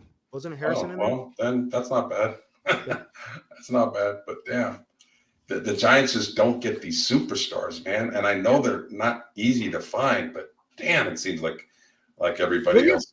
And that's the problem. When you fail in the development and fail in free agency and fail in trades, then you're behind that big behind. time. Yeah. But when you have a guy that could be that guy, Luciano could very well be that guy. Ramos could be that guy, but they don't let them get the chance like these other organizations do. That is what's so frustrating. We'll never know. I would love Luciano to be my starting shortstop, and I would love Ramos to be my starting right fielder opening day, and I want to throw him out there almost every day for the first 2 months. That should be what the organization is talking about. Posey should be backing that. He was a young player at one time. He saw when you trusted the young guys what happened. Just throw them out there. If they fail after about 6 to 8 weeks, then you make the adjustment. But give them a legitimate chance. I don't want to see Yaz in right field. I want to see Ramos, and even against right-handed pitchers. I don't care. I want to see Ramos and Luciano. Those are two of your highest prospects. Throw them out there. Let them learn on the job. That's baseball. That's the game. Yeah, you learn on the job and you get better. I know, Brian. God, all these scenarios are nice, but forget who's running the team. Far off. Yeah, it's going to be interesting. That's what it comes down to. It's going to come down. Yeah, I mean, we're either going to here's what to do, guys. Expect to be disappointed. Don't expect anything. Have low expectation. Yeah, low This expectation. is fun to talk about with friends like you guys. That's fun to talk about. But in reality, we already know what's coming. It's going to be Matt Chapman. Oh, God, please no. Hey, Eric, can you highlight Matt Brittingham's comment? Because that's a good point. We always talk about the Braves, guys. We always talk about the model organization that they are. Yeah, true. They don't do what we're about to try to do. They don't. I know. If they give a 8 to 10 year contract, you know who they give that to? 22-year-old superstar young guy at 21 and 22. Yep. They don't ever give it to a 29 or 30-year-old. You think they're going to give Ohtani $600 million? He's not better than. I don't know if he's better than Acuna right now. I mean, if he pitches, maybe. But they don't do that, and they're good every year. So what are we doing, man? They're really thinking about giving Chapman big time money. They're thinking about giving Bellinger. That's why the Giants stay average to below average, is because they make them deals. They chase people. Like I said the other night, they buy stock at $400 a share when they should have got it at $10 a share. By the way, the thoughts of Joey Bart going to the Marlins because they need a catcher is dead now that Gabe's there. Oh, that's right. Gabe doesn't like Bart. Oh, that's right. That's a good call. Nick J saying no Cheddar. He's a little suspect, I think. Snell. I don't think Snell's coming here. I think he's going to Seattle. That's where he's from. I think he wants to go to Seattle. Well, they just dumped a bunch of salary today. So maybe that's why they're doing Seattle did? Yeah, for that trade going to Atlanta. Oh, that's right. They moved Kelnick. Yeah. Kelnick. And then what's his name? Marco Gonzalez and someone else. Interesting. I think we start seeing some action, guys, here tomorrow. Oh, yeah. I'm trying to look. I went to the winter meetings last year. Did I go on a Wednesday? Let me look. I can't remember. You were there for 2 days, right? No, just the one day. Or was it 1 day? Let me look. Hey, guys, I'm gonna have to get out of here. I gotta go to bed early tonight. All right. Take it easy, boy. I'll see you guys. Thanks for joining, man. Yep. December 7th, 6th. Well, you know what? I got a picture here of me and I can just look at the pictures. I got a picture of me and Dusty. Oh, that's right. I remember that. Let me look, see where the date of the picture was. There it is. All right, there's the Mad Dog. December 6th. Good afternoon, everybody. here telling you make sure you listen to this guy, Dave. That's when he said Dave. Dave? I think he said Dave the first time. Yeah, I heard Dave. I was like, who the hell's Dave? Let's see. Oh, look at that. There's Salvador Perez, and let's see. What else we got in here? Oh, there's Pete Petulia sitting out there in the Yeah. just chatting away. Pete Petulia. There's Salvador Perez. Look at that. December 6th. There's the guy on the MLB network. Amsinger. Yeah, Amsinger. Greg Amsinger. Yeah. So they were doing I could just please, Brian Iglesias. If I hear that they give Chapman that much, God, I know. We already said we're gonna go nuclear. We're gonna go nuclear on this show, 100%. Man. Hey. That happens. There's Dusty. Yep. Dusty and Dan. If I'm not mistaken, I think it's Monday, Tuesday, Wednesday, and then Thursday everyone starts leaving, right? Pretty much, yeah. So I was there December 6th, which was a Tuesday, and that was the big day. That was the buzz of judges. We hear he's on his flight. He's on his way in. All this stuff, and I mean, there was a weird buzz. It was so quiet there, and all of a sudden it's like, it was just like, it was crazy.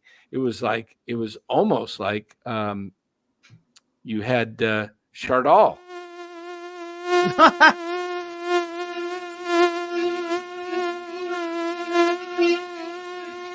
Like everybody was buzzing around.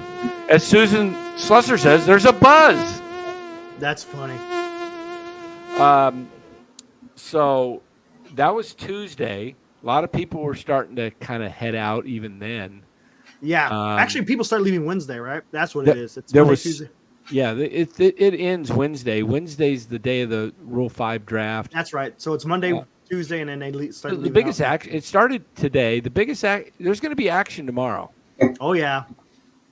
There's going to be some action tomorrow and Wednesday. There'll be some signings. I wouldn't be surprised if Bellinger signs tomorrow. I don't know. It's going to be interesting because things have to move at if the Giants. I'll tell you what's a positive sign. If the Giants do sign somebody big, like if they sign, all of a sudden they sign Bellinger and Hoskins, then you might be looking at, a possible Ohtani. I don't know when Yamamoto's signing. I don't know what Susan Slusser's saying. He says there's a buzz there because I'm hearing that he may not even visit teams until after the winter meeting. But you never know. Who knows? I mean, baseball's the funniest thing. You have NFL and NBA free agency, and the clock strikes midnight, and guys are signing. Yep. They're signing. It's like there was already pre-deals that were made, okay, legal to sign. Boom. So-and-so's going there. Football, Giants, 49ers have just signed Javon Hargrave. There's no this 1 month, 2 months stretching things out. Yep. Baseball ought to get their act together and open a window and close the window. Yeah, and force guys to sign within a period and say, this is what we're doing because our sport needs to be front and center for a 2-week period. The union will never go for it. That's the problem. It's like they're shooting themselves in the foot. I mean, know. Market your sport. okay, from December 1 through December 15th, you got to sign during this window. Right. That's when free agency opens, and it closes December 15th, and it doesn't open up again until February 1st and just before spring training. So if you want to get your team in order, you better get your get your act together and know what your plan is, because these guys want us. I'm telling you, no baseball player wants to sign in February, a week before spring training. He wants to know what his plans are. He wants to move his family. Yeah. And so many of these guys don't sign until late because they drag it out. Bryce Harper, remember, he didn't sign almost until spring training that year opened up. You remember that? Yep. It's like baseball can control that. And all you do is say, this is the window. Like NC2A, hey, here's your recruiting season. You can sign guys to scholarships during this period. Next period is open as the next, a certain period. Get baseball on a level that is front and center. They could dominate for a week or two, but they spread it out. I mean, free agency's been open since like November, 4th? 5 days after World Series, yeah. That is a joke to me. Tomorrow's December 4th, and we've had like a spattering of signings. 1 month. It's a joke. Yeah. And you spread it out, and so you're not even thinking baseball. All of a sudden it comes your way. Get everybody thinking about baseball for, a period of time. It's true. I mean, and we talked about that quite a bit on the show about why baseball's fallen to third in popularity is because it does things like that, Like the NFL draft is such a buildup. When it happens, it happens. And what is the baseball free agent? Oh, it's open for business on November 4th. A month later, 2 guys have signed. And there's no hype. The NFL and the NBA control the calendars 12 months out of the year. Yep. They have. I mean, the NFL does a wonderful job. They have the combine, then they have the draft, and then they have free agency, and then they got mini camps, and then they got OTAs, and it's just like everybody talking. NBA, season starts in October, but they call it June, and then they have the NBA draft, and then they have summer league basketball, and it's like it's just ridiculous what Major League Baseball does. But anyway, we'll be back tomorrow night, guys. We're gonna close this up, and we may be coming on during the middle of the day. We'll see what happens. Something breaks. We'll be here. Let's see, Dan. There's a flip side to this. Injured players like Kershaw wanted it to go late so they could see how they recovered from injuries before they signed. Yeah, I see your point, but I think that let's serve the masses more, the fans, instead of 1 or 2 players. That's kind of how I feel. When I was a kid growing up, the intermediate trade happened all the time. Fun. I mean, a lot of big time Giants trades. I remember Bobby Bonds being traded for Bobby Mercer of the Yankees. That was a big deal. And then there was some other trades that would come down, and it was always like, man, we made a trade. Let's get some stuff going. But tomorrow night we'll be back right at the end of Monday Night Football, so right about 8:30 California time. If something happens earlier with a Giants big-time signing, we'll come on right away. Thank you for joining. Hit the like button if you would. Let's get those subs up. We're 12 away. We're 12 away. Tell your friends. Grab their phones. Grab your friends. Just tell your friends, hey, do me a favor. Tomorrow, tonight, your wife, your girlfriend, your boyfriend, whatever. We got women in the house too. Get your kids get them to subscribe to the NorCal Sports Network. I got a couple of people that subscribe. They never pay attention to the channel, but something happens when we get to 1,000. We start getting pushed out by YouTube. They start pushing us out more and putting us front and center, and they start making ad revenue off of us too. And then we've got things in line to start putting out that we've been waiting on, some pieces that will be 10 to 20 minute pieces that we can put out on the history of a lot of historical things about baseball and Giants and stuff. And we'll put those out, and those videos will attract views and subscribers, and YouTube will push it out because we're over, but they won't do it right now because we're not over 1,000. So please hit that like button and get your other people to subscribe.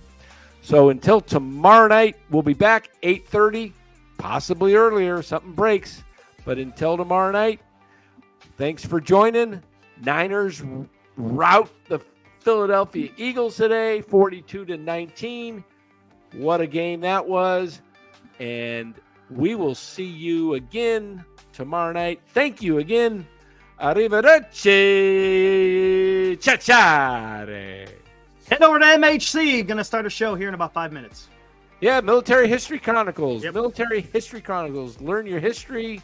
Get your updates on current events, what's happening over in the Middle East. Yep. Go check Eric's channel out. Appreciate Military History Chronicles. Yep. All right, everybody. Have a great night. Woo!